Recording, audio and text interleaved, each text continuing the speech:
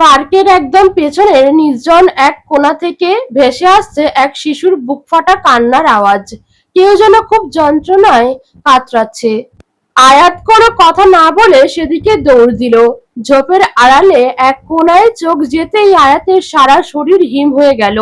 সে দেখলো ঘাসের ওপর কুঁকড়ে বসে আছে ছোট্ট একটা বাচ্চা। বয়স বড়জোর ৫ কি ৫.৫ বছর হবে। গায়ে ময়লা, পুরাতন ছেঁড়া জামা পরা। সে তার ছোট্ট ছোট্ট হাত দিয়ে নিজের মুখ ঢেকে ফুঁপিয়ে কাঁদছে।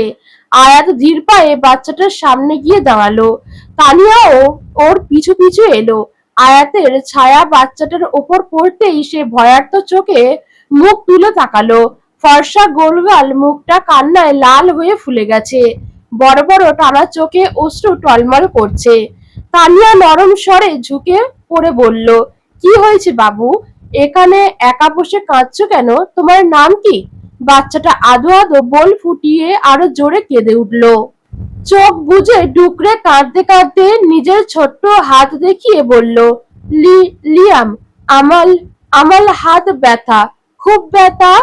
আয়াত এক মুহূর্ত দেরি না করে বাচ্চাটার পাশে ঘাসের ওপর বসে পড়ল। ওর হাতটা আলতো করে ধরতেই শিউরে উঠল আয়াত। লিয়ামের নরম হাতের রক্তের ছোপ, অনেকটা জায়গা জুড়ে গভীর কাটার দাগ। বাচ্চাটা যেন যন্ত্রণায় নীল হয়ে এক হাত দিয়ে অন্য হাত চেপে ধরে আছে। আয়াত আঁতকে উঠে বলল, লিয়াম, এই তোমার হাতে এটা কিভাবে হলো? পড়ে গিয়েছিলে? তোমার মা বাবা কোথায়? কেউ নেই সাথে? লিয়াম হিক্কা তুলে ভেজা গলায় বলল, নেই। আয়াতের বুকের ভেতরটা হু হু করে উঠল। সে অবাক হয়ে শুধালো, মা বাবা নেই মানে? লিয়াম ডুকরে কেঁদে উঠে বলল, আমার পাপা মরে গেছে। মাম্মা নতুন পাপা বিয়ে করেছে। সেই নতুন পাপা আমাকে মাম্মার সাথে থাকতে দেয় না। আমার মাম্মা আমাকে মামাদের সাথে রেখে গেছে। বাচ্চাটার কথা শুনে আয়াতের বুকের ভেতরটা এক বিশাল দীর্ঘশ্বাসে ভারী হয়ে গেল। পৃথিবীটা বড্ড অদ্ভুত, বড্ড নিষ্ঠুর। সেই একরক্তি বাচ্চাটার জন্মদাত্রী মাকে দোষ দেবে নাকি সেই নতুন বাবাকে? নারী জীবনটাই বোধহয় এমন। কখনো কখনো সমাজ বা পরিস্থিতির চাপে না চাইতেও নিজের কলিজার টুকরোকে অন্যের হাতে ছেড়ে দিতে বাধ্য হয়। আয়াত আবারও মায়াবী স্বরে জিজ্ঞেস করলো, এখানে একা কিভাবে আসলে বাবু? লিয়াম চোখ মুছে ধরা গলায় বলল, মামাদের ওখানে থেকে পালিয়ে এসেছি। ওরা সবাই আমাকে বলে আমি আবার পাপার কাছে যাব। আয়াতের চোখ ভিজে এলো। সে আর এক মুহূর্ত দেরি না করে বাচ্চাটাকে নিয়ে দ্রুত কাছের একটা ক্লিনিকে গেল। ওর ড্রেসিং করানোর জন্য। তানিয়াও সাথে ছিল। ড্রেসিং ইউনিটের সামনে দাঁড়িয়ে থাকার সময় তানিয়া হঠাৎ আয়াতের কনুইতে ধাক্কা দিয়ে ইশারা করলো। কানের কাছে মুখ নিয়ে ফিসফিস করে বলল, আয়াত, ওই মেয়েটাকে দেখতো। একেই আমি সেদিন আরভানের সাথে রেস্টুরেন্টে দেখেছিলাম। দুজনে ফোনে কিছু একটা নিয়ে গভীর আলোচনায় ছিল। আয়াত তীক্ষ্ণ চোখে সেদিকে তাকালো। মেয়েটি পেশায় একজন ডাক্তার, পরনে ধবধবে সাদা অ্যাপ্রন, গলায় স্টেথোস্কোপ। অত্যন্ত ব্যস্ত ভঙ্গিতে সে ফাইল হাতে ওদিকের ওটির দিকে চলে যাচ্ছে। আয়াত কিছু একটা জিজ্ঞেস করার জন্য এগোতে চাইলো, কিন্তু একজন নার্স তাকে বাধা দিয়ে বলল, sorry ma'am, this area is restricted, no one allowed without permission. Ayat নিজেকে সামলে নিয়ে জিজ্ঞেস করলো, উনি কে?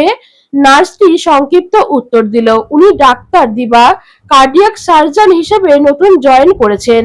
নার্সটি চলে যাওয়ার পর আয়াত স্তম্ভিত হয়ে দাঁড়িয়ে রইল। দিবা নামটা মনে গেঁথে গেল ওর।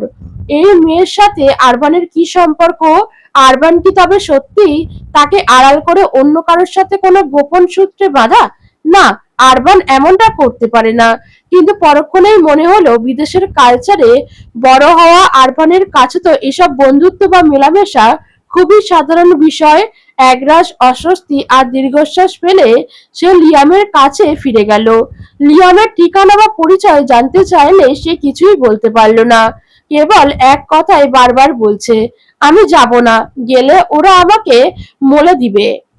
আয়াতের ভীষণ মায়া হলো। শেষে নিজে অনাথ হয়ে বড় হয়েছে। যদিও আরবানের বাড়িতে দাদাজানের অঢেল ভালোবাসা পেয়েছে, তবুও মেজ চাচির তিতকুটে কথা তাকে অনেক সইতে হয়েছে। সে জানে আশ্রয়ের অভাব আর অবহেলার যন্ত্রণা কতটা ভয়াবহ। আয়াত মনে মনে সিদ্ধান্ত নিল সে লিয়ামকে নিজের কাছে রাখবে। আরবানের সাথে কথা বলে একটা ব্যবস্থা নিশ্চয়ই করা যাবে। তানিয়াকে বিদায় দিয়ে সে লিয়ামকে নিয়ে বাড়িতে এলো। লিয়ামের সাথে গল্প করতে করতে আয়াত যেন নিজের মাঝেই এক অন্য আয়াতকে খুঁজে পেল। সারা দুপুর তারা দুজনে মিলে মেতে রইল। রান্না করার সময় লিয়ামের ছোট্ট ছোট্ট হাতগুলো আয়াতকে রান্নার কাজে সাহায্য করার ভান করছিল। যদিও সে সবকিছু ওলটপালট করে দিচ্ছিল, কিন্তু আয়াত আজ বিরক্ত হলো না, বরং প্রাণ খুলে হাসলো। আজ কেন যেন আয়াতের নিজেকে একজন পূর্ণাঙ্গ মা মনে হচ্ছিল। লিয়ামকে খাইয়ে দাইয়ে আয়াত নিজের কোলে নিয়ে পরম মমতায় মাথায় হাত বুলিয়ে ঘুম পাড়ালো। লিয়ামের নিষ্পাপ মুখের দিকে তাকিয়ে থাকতে থাকতে কখন যে সন্ধ্যা গড়িয়ে রাত নেমেছে আয়াত খেয়াল করেনি। আরবান কাজ সেরে বাড়ি ফিরে নিজের বেডরুমে আয়াতকে না দেখে অবাক হলো। সে সোজা পাশের গেস্ট রুমে এসে হাজির হলো এবং দরজায় হেলান দিয়ে দাঁড়িয়ে গম্ভীর স্বরে বলল, হ্যালো মিসেস আরবান, আপনি এখানে কি করছেন? আয়াত চমকে ওঠে, ঠোঁটে আঙুল দিয়ে ইশারা করলো চুপ থাকতে। আরবান প্রথমে লক্ষ্য করেনি, কিন্তু আয়াতের কোলে ছোট্ট বাচ্চাটাকে দেখে ওর দুই ভ্রু কুঁচকে একাকার হয়ে গেল। আরবান ধীর পায়ে এগিয়ে এসে চাপা রাগী স্বরে বলল, এটা কে? আর এই বাচ্চা আমাদের বাড়িতে কেন? আয়াত নিচু স্বরে উত্তর দিল, লিয়াম। আমি ওর নাম জানতে চাইনি আয়াত, আমি ওর পরিচয় জানতে চেয়েছি। কোথা থেকে এলো ও? জানি না ওকে। পার্কে একা বসে কাঁদছিল, হাত কেটে রক্ত পড়ছিল, তাই নিয়ে এসেছি। হোয়াট? রাস্তায় কেউ কান্না করছিল বলে তুমি তাকে শটান তুলে বাড়িতে নিয়ে এলে? Are you out of your mind Ayat? এটা কোনো চ্যারিটি হোম বা এতিমখানা নয় যে যাকে খুশি নিয়ে আসবে। আয়াত মিনতি করে করুণ চোখে তাকালো। প্লিজ চিৎকার করবেন না আরভান, ওর ঘুম ভেঙে যাবে। ও একটা নিষ্পাপ বাচ্চা। ওর মা ওকে নিতে চায় না, মামারা ওকে অমানুষের মতো মারে। এই দেখুন ওর হাতের ব্যান্ডেজটা, কত কষ্ট পেয়েছে ও।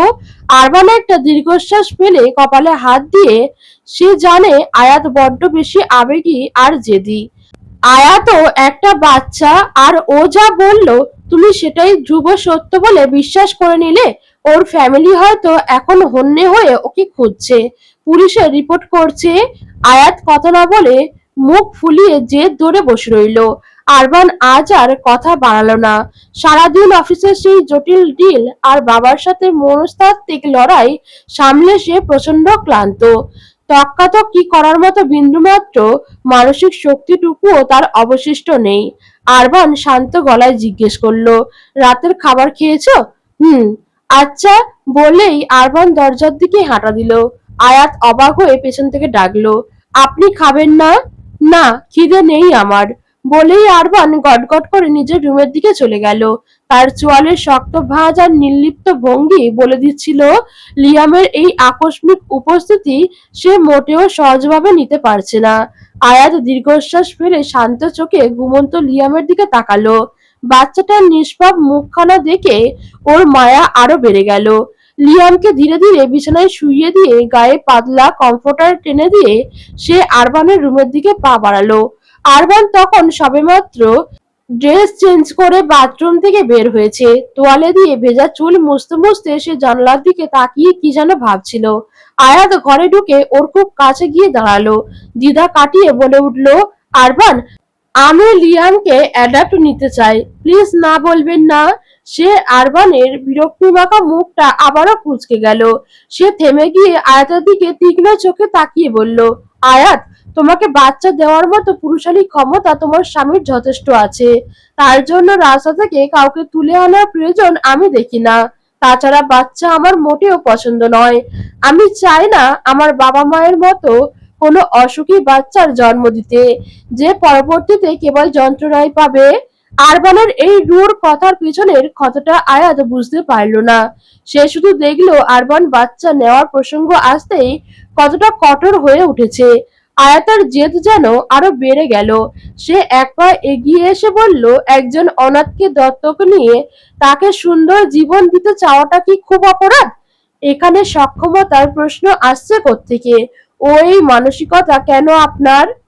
আরবান ক্লান্তিতে বিছানায় ধপ করে বসে পড়ল। দুই হাতের তালুতে মাথা চেপে ধরে মেঝের দিকে তাকিয়ে ক্লান্ত স্বরে বলল, আয়াত, আমার প্রচন্ড মাথা ব্যথা করছে। এই মুহূর্তে আমার কিছু সময় একা থাকা প্রয়োজন।